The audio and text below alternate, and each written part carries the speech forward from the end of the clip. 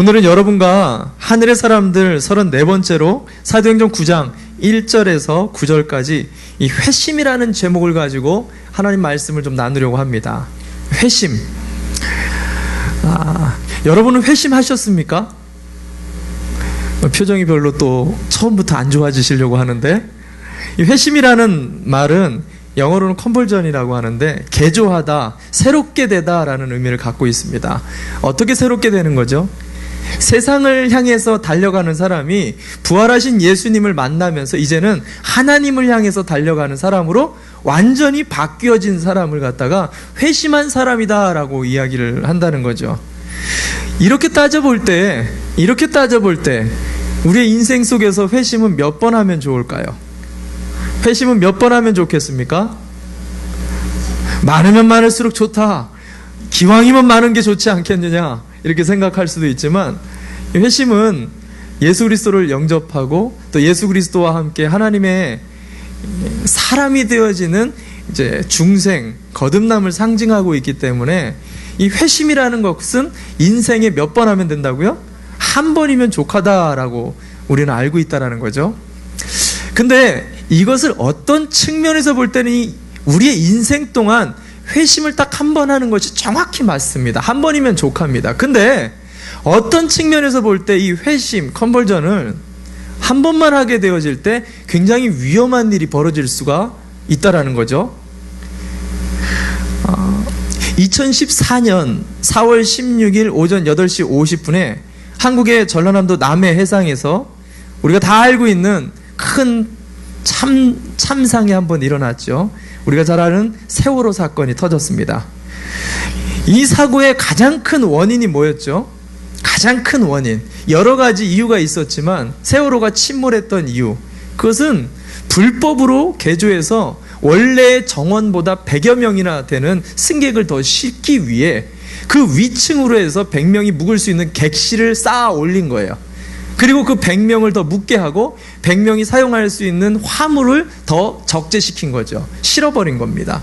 그래서 원래 실어야 될 적재량의 약 3배를 초과를 해버린 거예요. 그러다 보니까 이 무거운 배가 지나가는데 평상시보다 더 깔아앉아서 수면으로 가다 보니까 암초에 걸려가지고 배가 뒤집혀버린 거죠. 한마디로 얘기하면 불법한 불이한 방법을 통해서 일어난 한국의 대참사, 국가적인 초유의 참사 사건이 됐다라는 것입니다. 놀랍게도 이 참사에 불법을 주도했었던 이 해운회사의 그룹의 대표는 유병원이라는 사람입니다. 근데 이 유병원과 그 기업을 이끄는 이 조직의 단체가 아이러니하게도 이 기독교의 일파, 이단이었던 이 구원파라는 종교 집단이었다는 거죠. 구원파가 뭡니까? 구원파가 뭐죠? 한번 예수님을 통해 영접을 하고 회심을 했다라면 다시 회개할 필요가 없다라는 거예요. 다시 돌이킬 필요가 없다라고 생각을 하는 거죠. 그들이 만들었던 이런 회심을, 그들이 생각하는 이런 구원에 있어서는 자기들이 어떤 불법이나 불행을 저질러도 그것에 대해서 회개할 필요가 없다라는 생각입니다. 그렇다면 이렇게 일어난 대참사를 일으키고도 불법과 불의한 방법을 했음이 회심할 필요가 없는 걸까요? 돌이킬 필요가 없는 걸까요? 여러분, 우리가 이 회심, 예수 그리스도를 인생에 만나는 이 놀라운 체험인 컨버전, 우리의 인생을 바꿀 수 있는 이 회심이라는 것이 과연 무엇일까요? 좀 다른 측면에서 한번 보기를 바랍니다. 개신교를 만든 마틴 루터는요, 원래는 카톨릭 신부였죠. 그는 너무나 주님을 사랑했어요. 그래서 항상 날마다 주님 앞에 거룩한 삶을 살기 위해, 그게 도가 지나시다 보니까 어떻게 했죠? 자기 몸을 학대했어요. 자기가 잘못했으면 채찍을 가지고 자기 몸을 자학했단 말이에요. 자기는 맞아도 싸다고. 뭐 때문에? 주님을 사랑하는 열정과 마음을 가지고 그런 자학을 했다는 것이죠. 그가 어느 날 로마서에 오직 의인은 믿음으로 말미암아 살리라 하는 놀라운 인생의 두 번째 회심을 하게 됩니다. 여러분, 그가 예수님을 믿지 않았나요? 예수님을 사랑하지 않았나요? 그가 인생의 다른 종파로 가고 있었나요? 아니에요. 예수님을 사랑하는 가운데 속에서도 두 번째 인생의 회심을 경험했다라는 거죠. 우리가 잘 아는 감리교의 이 요한 웨슬리도 동일한 경험을 하고 있습니다. 1738년 5월 24일 그는 이미 신학교 옥스퍼드 대학의 수재로 30대 초반부터 이미 교수가 되어버립니다. 수많은 선교 운동과 경건 운동의 앞장서는 믿음직한 목회자로 살아왔었던 그가 1738년 5월 24일 런던의 올더스게이트라는 길을 지나는데 우리가 잘 알던 그 모라비안 교도들이 로마서 주석의 서문을 읽는데 그 서문을 읽는 그 말씀을 귀로 들을 그때 그 순간에 인생의 두 번째 회심을 경험하죠. 루터와 같이. 그러면서 그가 세계는 나의 교구다. 인생과 철학과 비전이 전혀 바뀌어지는 인생의 전혀 다른 삶들을 살면서 그가 세계적인 감리교의 창시자가 되어집니다. 이처럼 보게 되어질 때 이 회심이라는 이 단어, 컨버전이라는 이 회심이라는 의미가 도대체 뭐냐는 거죠.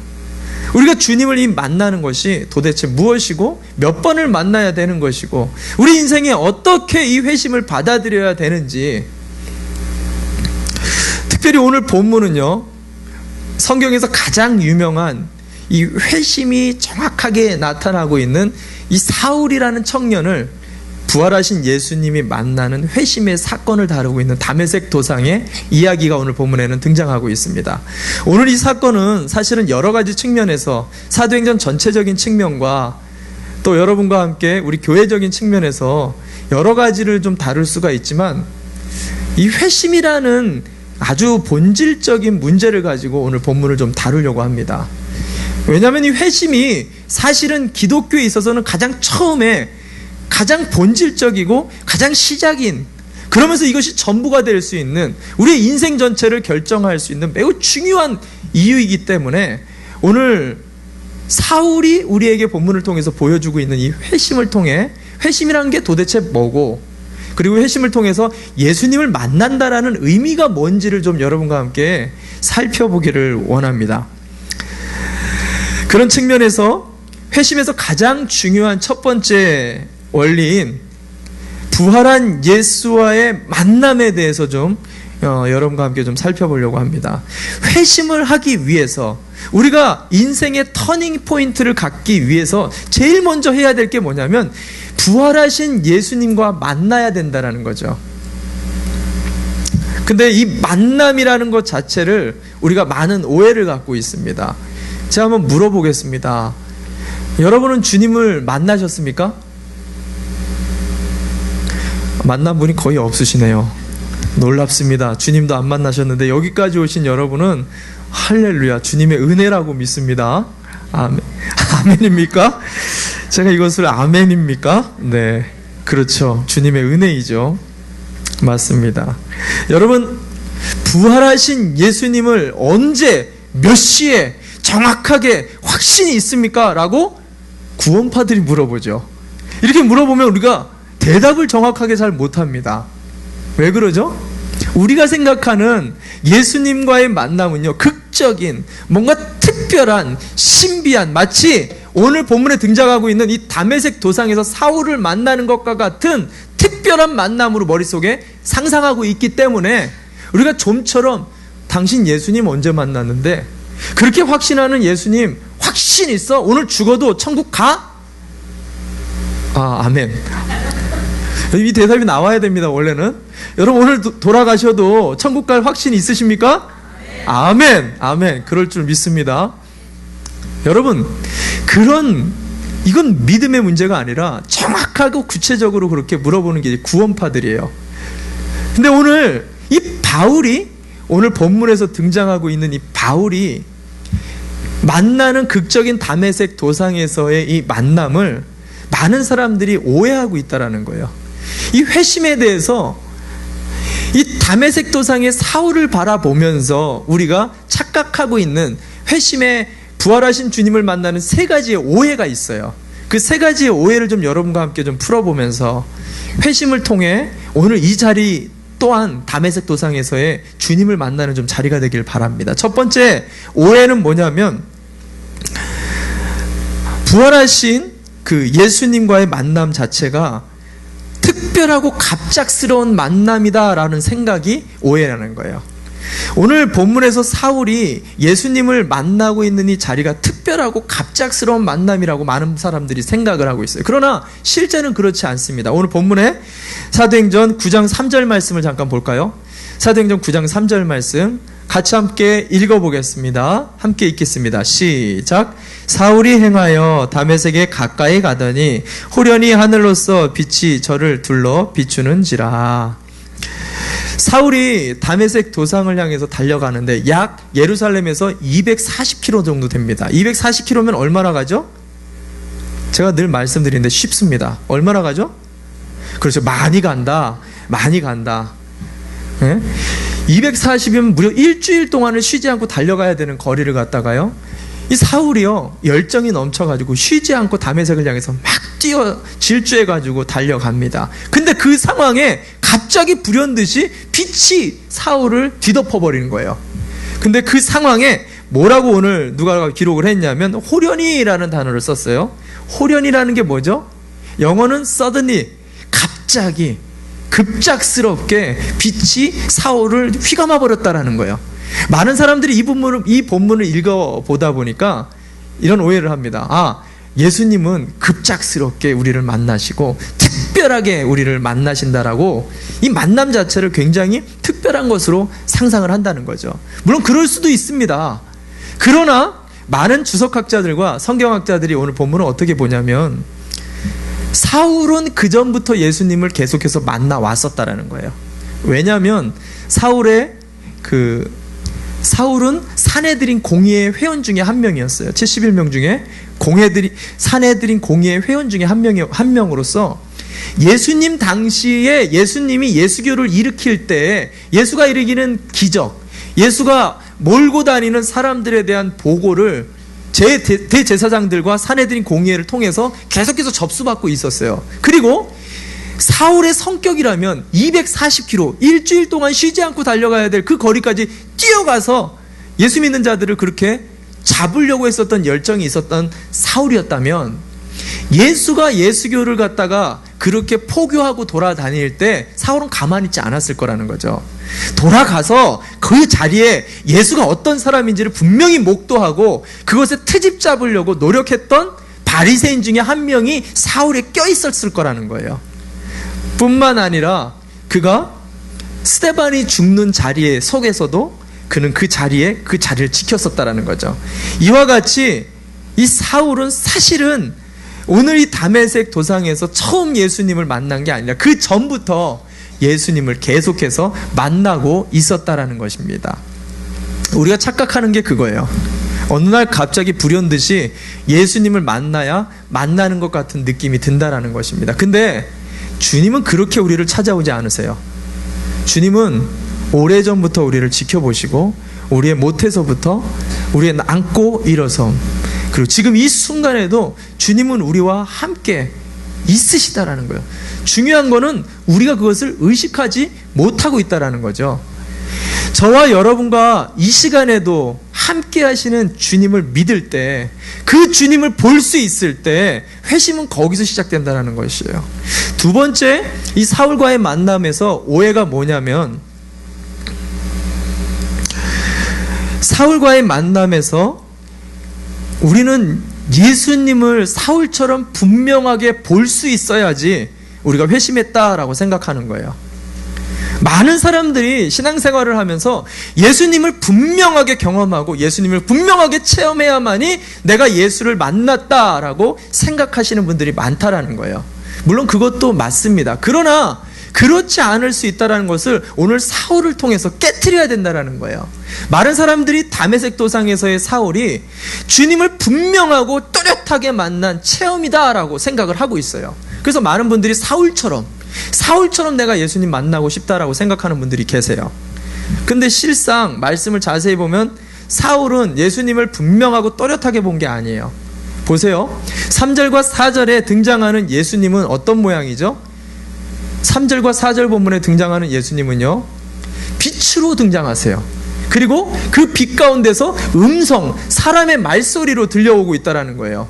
그 빛과 그 말소리 가운데서 사울이 예수님인지를 알았을까요? 몰랐을까요? 예? 알았어요? 몰랐어요? 몰랐어요. 전혀 몰랐어요. 그래서 5절에 뭐라고 물어보죠? 5절 말씀 볼까요? 5절 제가 읽어드립니다. 대답하되 주여 니시오니까 누굽니까? 당신 누굽니까? 주여라는 이 단어는 예수님을 지칭해서 주라는 단어를 쓴 게 아니에요. 퀴리오스. 자기가 불가항력적인 상황에 눌려지니까, 앞이 보이지 않으니까 두렵고 떨림으로 이게 도대체 누굽니까? 말소리만 들리니까 전혀 인식하지를 못했다라는 거예요. 더더군다나 놀라운 일은요, 예수님이 자기 자신을 뭐라고 소개하는지 그 말 자체가 놀랍다라는 거예요. 9장 5절 말씀 한번 볼까요? 9장 5절 말씀 한 번 더 전체를 한번 보겠습니다. 9장 5절 말씀 한번 비춰주실래요? 여러분 본문이 있는 분들은 9장 5절 말씀 한번 같이 보겠습니다. 제가 읽어드릴게요. 대답하되 주여 니시오니까 가라사대 나는 내가 핍박하는 예수라. 내가 핍박하는 예수라. 예수님이 자기 자신을 뭐라고 지금 소개를 했냐면, 나는 예수라라고 에고 에이미 이렇게 소개를 해도 되는데 나는 네가 핍박하는 예수다라는 소개를 했어요. 여러분 이건 충격적인 말입니다. 왜 이게 충격적인 말이 되냐면, 사울은 예수님을 핍박한 적이 있어요, 없어요? 구체적으로 드러내놓고 예수님을 핍박해 본 적이 한 번도 없어요. 오히려 예수를 믿거나 따르거나 율법을 방해한다라고 생각하는 예수쟁이들을 쫓아서 핍박을 하러 가는 거였지 예수님을 핍박하진 않았단 말이죠. 근데 네가 핍박하는 예수다라고 얘기를 하고 있다는 거죠. 무슨 말이냐면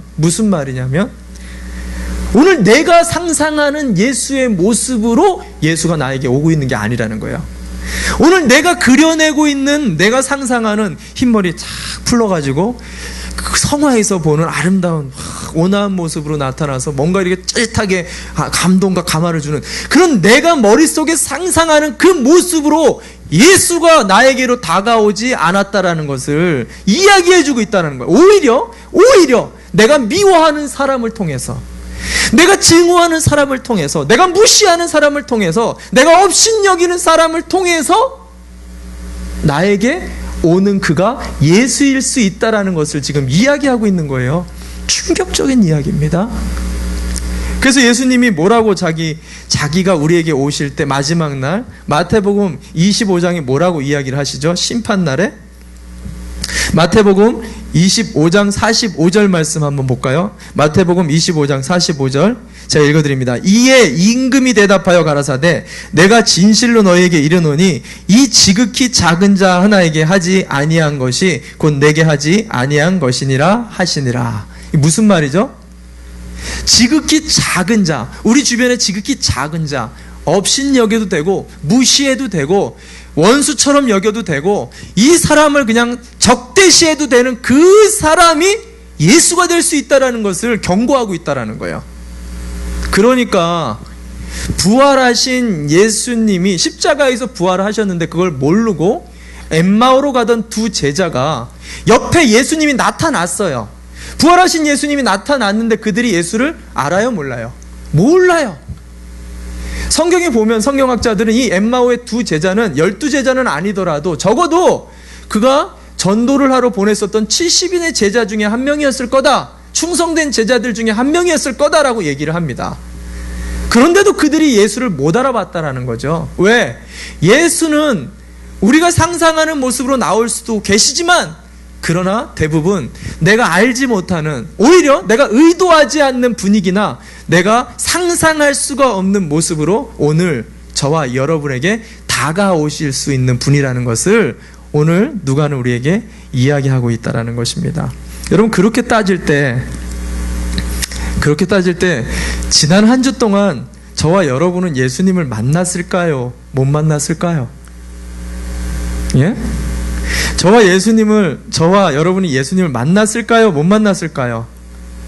여러분, 예수님은요, 우리 주변에 임마누엘, 우리와 함께 하시는 분이세요. 예수님을 믿는다라면, 우리가 교회를 나오고, 우리가 예수를 주로 고백한다라면, 예수님은 항상 우리 가운데 동행하고 계시다라는 거예요. 근데 내가 상상하는 모습일 수도 있지만 그렇지 않을 수도 있다라는 거죠. 오늘 저와 여러분도 동일하게 앉아있는 이 주변에도 주님이 우리와 함께 하시는 것을 믿으시기를 바랍니다. 아멘. 여러분 믿으세요? 그럼 옆에 사람한테 이렇게 한번 인사 한번 해보세요. 주님 반갑습니다. 주님 반갑습니다. 옆에 사람한테 한번 인사 나눕시다. 주님 반갑습니다. 한 번 더 나눕시다. 우리의 만남은 우연이 아닙니다. 우리의 만남은 우연이 아닙니다. 여러분, 주님이 아니시면 우리가 이 자리에 모일 수가 없어요. 주님이 이끌어 주시지를 않으면 우리가 힘을 내서 온 것도 아니에요. 누군가가 나를 데리고 온 것도 아니에요.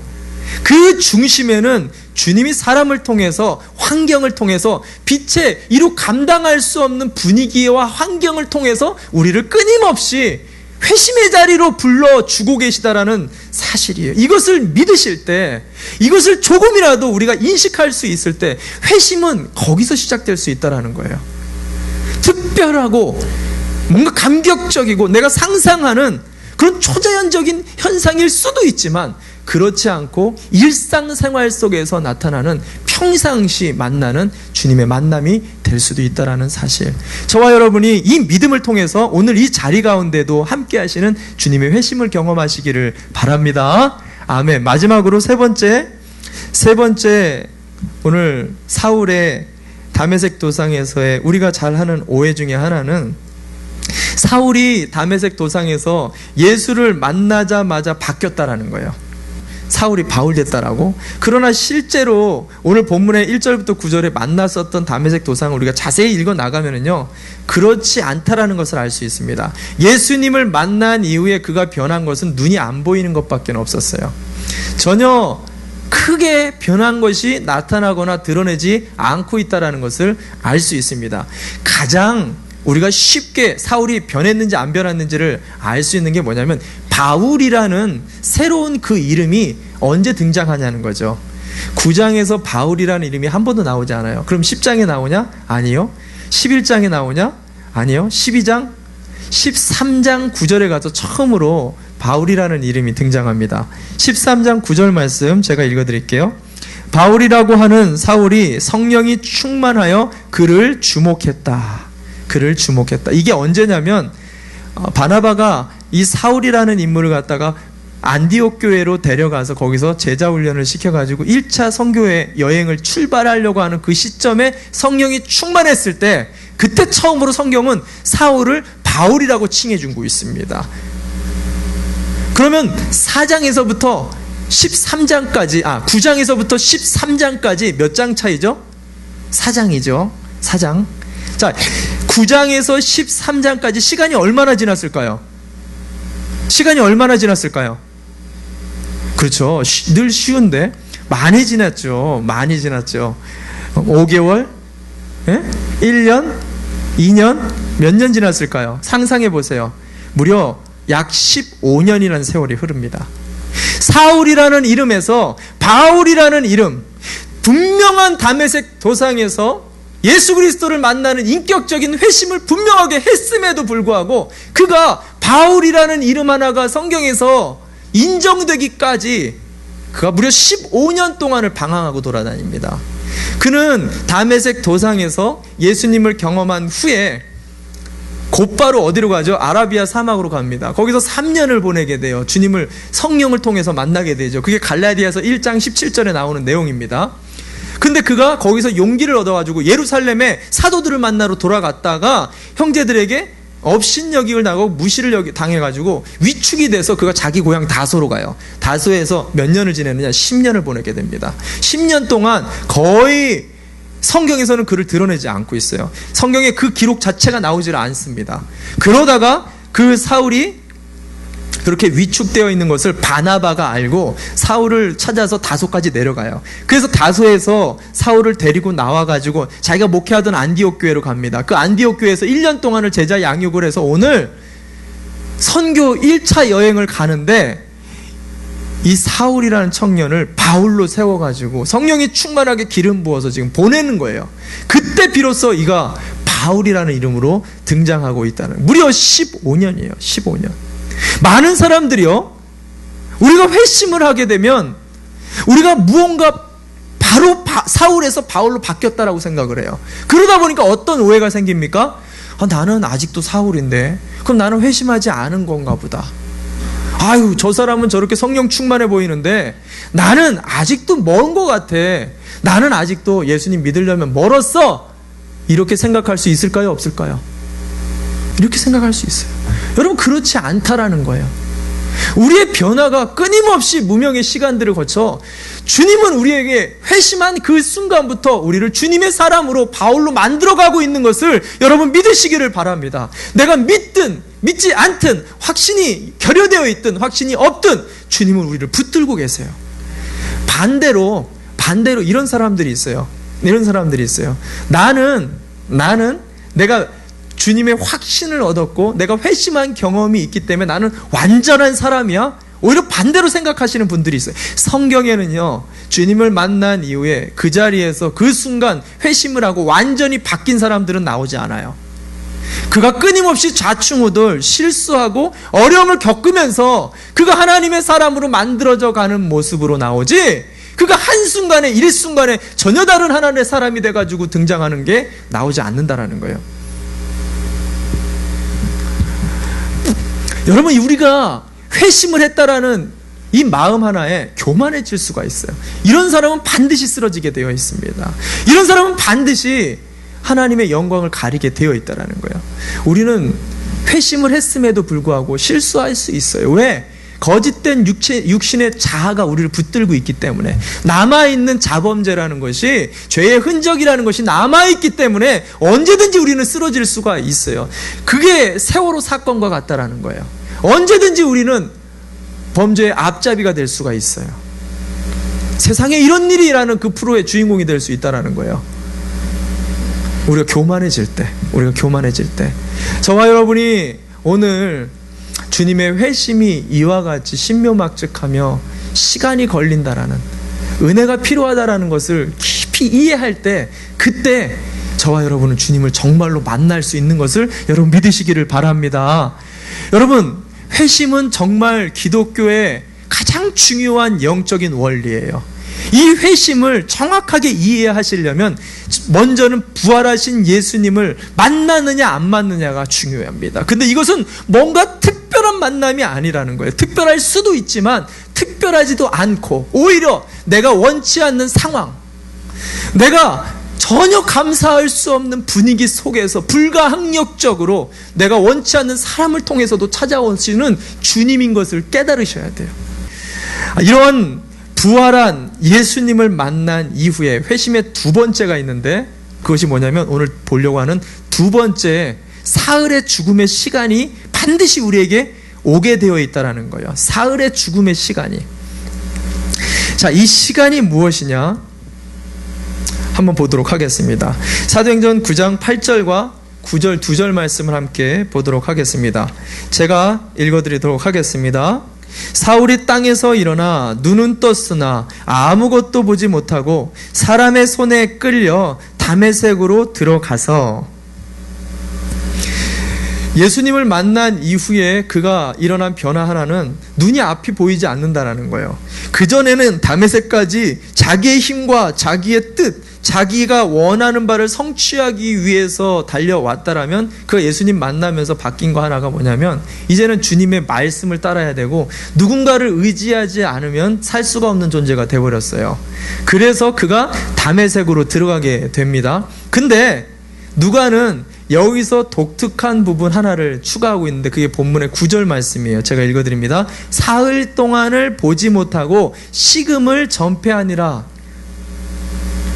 사흘 동안을 보지 못하고 식음을 전폐하니라. 사흘 동안 보지 못하는 것은 이해돼요. 왜냐하면 눈이 안 보이기 때문에. 근데 눈만 안 보이지 음식도 못 먹나요? 음료도 못 마시나요? 어떻게 생각하세요? 먹는 거는 잘 먹을 수 있잖아요. 마시는 것도 잘 마실 수 있단 말이에요. 근데 왜 식음을 전폐했을까요? 왜 식음을 전폐했을까요? 누가는 이 한 줄을 집어넣고 있는데요, 우리가 이걸 좀 이해할 필요가 있습니다.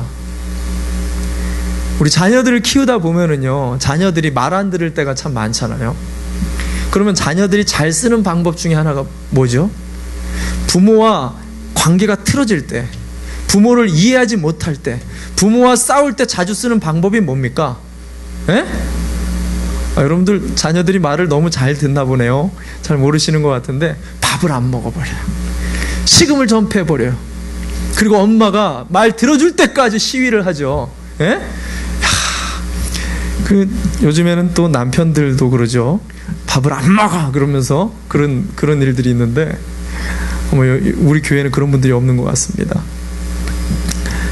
여러분, 식음을 전폐했다라는 것은 지금 뭘 얘기하는 거예요? 내가 하나님을 이해할 수 없습니다라는 거예요.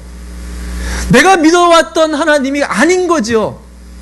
내가 죽이러 왔었던 그 예수쟁이가 잘못됐다라는 것을 받아들여야 되는데, 내가 지금까지 걸어왔었던 가치관, 내가 생각했었던 인생의 기준, 내가 그토록 미워하고 증오했었던 것을 다시 사랑하러 받아들여야 되는데 그게 쉽게 받아들여지냐라는 거예요. 아니, 난 받아들일 수 없다라는 거예요. 이성적으로 논리적으로 그것을 납득할 수 없다라고 하나님 앞에 시위하고 있는 거예요. 한쪽 면에서는 놀라운 은혜를 경험했어요. 이걸 받아들여야 되나? 내가 인생 이렇게 살다 보니까 하나님 은혜가 정말 필요한 것 같아. 은혜 분명히 받았어요. 한쪽에서는 분명히 이것을 받아들여야 된다고 생각하는데, 한쪽에서는 아니야, 너 인생 이렇게까지 살았는데 이거 가지고 이제 지금 와서 바꿔? 아니야, 그냥 무늬만 그리스도인 해, 교회만 나가, 그렇게 하면 안 돼. 내적 갈등이 일어나고 있다는 거예요. 식음을 전폐하면서 하나님과 씨름하고 있는 거예요. 이게 사흘 동안 일어났다라고 기록하고 있다는 거죠. 사흘이 유대인들에게 뭡니까?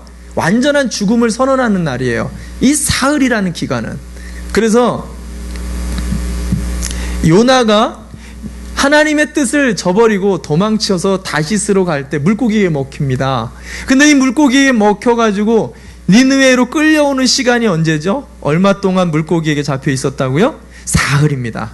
사흘 동안 요나는 거기서 자기의 생각과 하나님의 생각을 싸우고 있다라는 거예요. 그리고 사흘이 지난 후에야 하나님의 뜻대로 하나님의 말씀을 전하는 사람이 되었다라는 사실입니다. 예수님께서 십자가에 죽으신 날이 언제예요? 사흘이에요. 장사한 지 사흘 만에 죽은 자 가운데서 다시 살아나신, 여러분, 이 사흘이라는 기간, 나 자신과의 내 내적인 자아와 하나님과의 싸우는 이 사흘이라는 기간이 없이는 절대로 회심을 우리가 경험할 수가 없다라는 거예요. 내 자아가 죽든지 아니면 하나님을 무시해버리든지 둘 중에 하나를 선택하지 않는 한 우리는 참다운 회심으로 들어갈 수 없다라는 것을 지금 누가는 사울을 통해서 우리에게 이야기해주고 있다라는 거예요. 많은 사람들이 사울의 다메섹 도산의 사건을 보면서 이렇게 생각합니다. 야, 하나님이 이렇게 주님 통해서 만나주시면 그냥 자연스럽게 좋은 게 좋은 거라고 내 마음도 굴복시켜 주시겠지.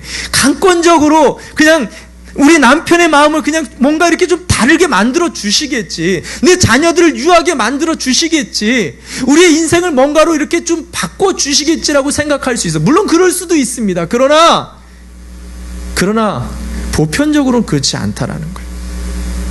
십자가 안에서 사흘에 죽어가야 될 고통의 시간이 필요하다라는 것을, 회심에 반드시 필요하고 반드시 통과해야 될 죽음의 시간이, 십자가를 통과하는 시간이 필요하다라는 것을 오늘 이야기해주고 있다라는 거예요.